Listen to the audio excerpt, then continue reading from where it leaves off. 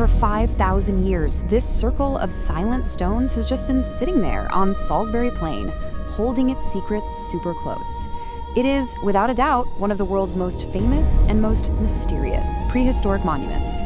So today, we're going to try and decode Stonehenge. I mean, for 5,000 years, the big question has always been the same. Why was this built? Think about it. Building this thing was a monumental undertaking. It took generations of effort. There had to be a powerful reason, right? Well, today we're going to piece together the answer. Okay, so before we dive into what modern archaeology tells us, we've got to clear away some of the fog of myth that's been swirling around these stones for centuries. You know, stuff like wizards and aliens. You know, for the longest time, people just couldn't believe that prehistoric Britons could build something this grand. So the credit went to the Romans. Later on, it got famously linked with Druid priests. But science tells a completely different story. Thanks to things like radiocarbon dating on tools they found, like old deer antler picks, we now know the first phase kicked off way back around 3000 BC. That's more than 2,000 years before the Druids were even a thing in Britain. So scratch those theories. So to find the real answer, we have to go right back to the beginning, back to the monument's very first and maybe its most important job. And the first big clue? Well, it isn't in the stones you see here. It's actually buried in the ground. That's right. The very first version of Stonehenge, it wasn't a stone circle at all. Nope. It was a massive circular earthwork, basically a huge ditch and a bank. And its main purpose was to be a cemetery. And look, this wasn't just some brief phase. We're talking about 500 years. For 5 full centuries, this was a dedicated cremation graveyard. Generation after generation, people were brought right here to be laid to rest on this sacred ground. Now, for decades, archaeologists just kind of assumed these were the remains of local folks. Makes sense, right? But recently, some incredible new technology allowed scientists to analyze these ancient bone fragments, and what they found was, well, it was absolutely astonishing. Honestly, this was a complete game changer. Using this really cool technique called strontium isotope analysis, researchers discovered that a lot of the people buried here, they weren't local at all. They came from over 100 miles away, from a place called the Preseli Hills in West Wales. And here's the kicker, that is the exact same place where the monument's famous bluestones were quarried. So the people and the stones, they literally shared the same ancestral homeland. Okay, so we've got this incredible link between the ancestors buried here and a very specific place in Wales. But there's another, much more famous layer to this whole mystery, and that's Stonehenge's connection to the sky. And you have to understand, this was absolutely not an accident. The entire monument is precisely lined up along a solar axis. So on the longest day of the year, the summer solstice, the rising sun is framed perfectly by the heel stone. And then on the shortest day, the winter solstice, the setting sun is framed right between the uprights of that huge, tall trilithon. This is deliberate, sacred architecture at its finest. So with this incredible alignment, it's no wonder so many people have thought, aha, it's a giant ancient calendar, right? I mean, it seems like a pretty logical conclusion, used to track the days and seasons with amazing precision. But surprisingly, most experts now say, no, that's not what it was. Archaeoastronomers have pretty much debunked the whole calendar theory. See, a functional calendar needs incredible precision, and these massive, rough-hewn stones, they just don't have it. So the alignment wasn't for telling time, it was symbolic.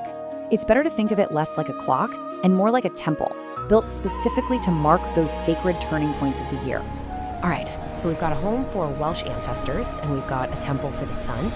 The third piece of this puzzle, it lies in those smaller, but maybe even more significant, bluestones. I mean, why on earth would you go to such extraordinary lengths to bring them all the way here? Let's put this in perspective. The giant sarsen stones, the big ones, they weigh up to 50 tons.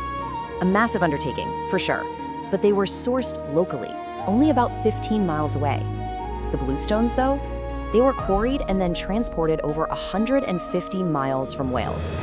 That kind of insane effort, it just screams that these stones had some kind of special, maybe even magical significance.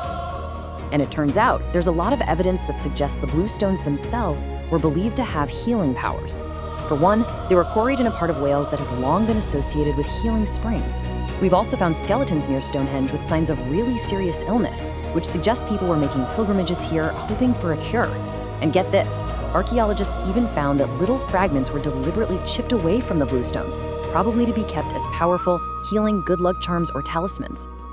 Okay, let's put the clues together. We have a cemetery for revered ancestors from far away. We have a celestial temple aligned with the sun, and we have a center for healing powered by special stones. So, how do all these things fit together? So, was it a cemetery, a temple, or a healing center? Well, the answer is it was all of them. The true power of Stonehenge is that it wasn't just one of these things. It was all of them at the same time, all serving one single, much grander purpose. And here is the crucial point, the grand synthesis. Building Stonehenge was, at its heart, a massive political project. Think about it. You bring the sacred healing stones from an ancestral homeland in Wales.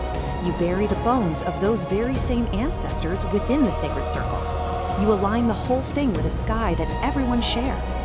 You're not just building a monument, you are forging a powerful symbol of unity for the entire island of Britain.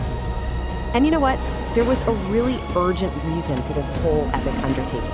The construction of the main stone circle was happening at the exact same time that new groups of people, who we now call the Beaker culture, were arriving from continental Europe. And they were bringing totally new technologies and new beliefs with them. And this leads us to the latest and perhaps most compelling theory. The incorporation of stones, like the altar stone, wasn't just about building a temple. It was a political statement. It may have been a direct response to this crisis of identity brought on by all these new people arriving. The builders of Stonehenge were making a powerful declaration, an attempt to forge a single shared identity rooted in their common ancestry and this shared island. But the new Beaker culture, it brought with it a whole new focus on individualism, on personal status and wealth. And this was a huge departure from the communal worldview that made a project like Stonehenge even possible. The old tradition of burying everyone together gave way to lavish individual graves for important people. And slowly, the great unifying project of Stonehenge just started to lose its meaning. And this leads us to a really startling conclusion from the researchers. As an attempt at unification, Stonehenge was, in the end, a failure. For all its grandeur, for all the immense multi-generational effort it represented, its ultimate political goal just didn't last. So we're left with this really powerful final thought. Was this incredible 1,500-year effort to unite a nation a failure? We always look at Stonehenge as this eternal mystery, this triumph of ancient engineering. But maybe the real story is about a grand, ambitious project to build a nation and the tragedy of its ultimate failure.